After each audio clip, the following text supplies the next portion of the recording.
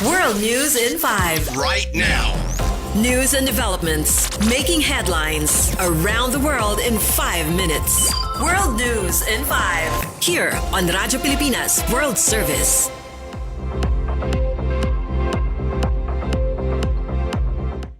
Good day to all of our listeners here on Radyo Pilipinas World Service. This is World News in 5 and I'm your host, Steph Vicente. United States Defense Secretary Pete Hegseth says an American submarine has sunk an Iranian warship in the Indian Ocean. Speaking at a news conference, the BBC reports Hegseth said the vessel was hit by a torpedo on Tuesday and described it as a quiet death, adding that the ship believed it was safe in international waters. Although the U.S. official did not name the vessel, Sri Lankan officials reported that a distressed Iranian ship called the Iris Dena went down about 25 miles off the country's southern coast. Sri Lankan authorities say 80 bodies were recovered while 32 survivors, many of them seriously injured, were taken to a hospital. Officials believe around 180 people were on board at the time of the incident. Hegseth also claimed it marked the first time since World War II that a U.S. submarine has sunk an enemy ship using a torpedo, although other countries have done so in the decades since.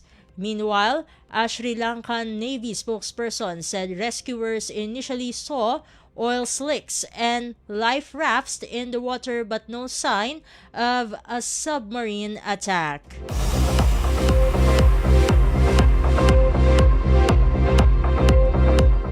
In other news overseas, the United States Senate is preparing to vote on a war powers resolution that would limit President Donald Trump from ordering further military action against Iran without approval from Congress. The BBC reports the measure would require U.S. forces to withdraw from the conflict unless lawmakers formally authorize the operation. Democrats argue the president bypassed Congress and has given shifting explanations for the war, while most Republicans say they plan to block the resolution, though some could consider or reconsider if the conflict widens.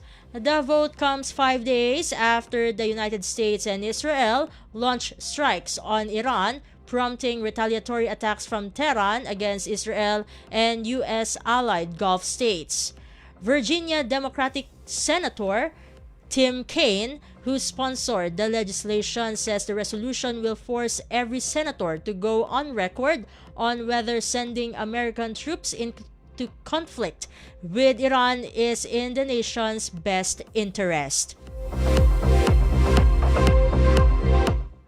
And finally, the Israeli military says it has carried out another wave of airstrikes in southern Lebanon, targeting what it described as Hezbollah rocket and missile launch sites south of the Litani River.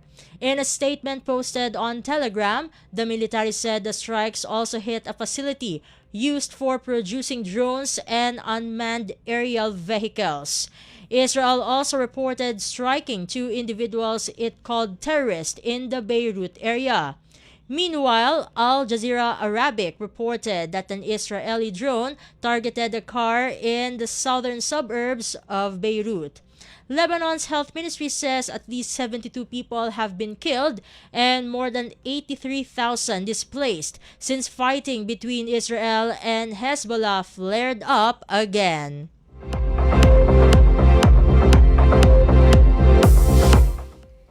And that concludes today's edition of World News in 5. For Radyo Pilipinas World Service, this has been Steph Vicente. Good day and stay safe, everyone. World News in 5. Right now. News and developments making headlines around the world in 5 minutes. World News in 5. Here on Radyo Pilipinas World Service.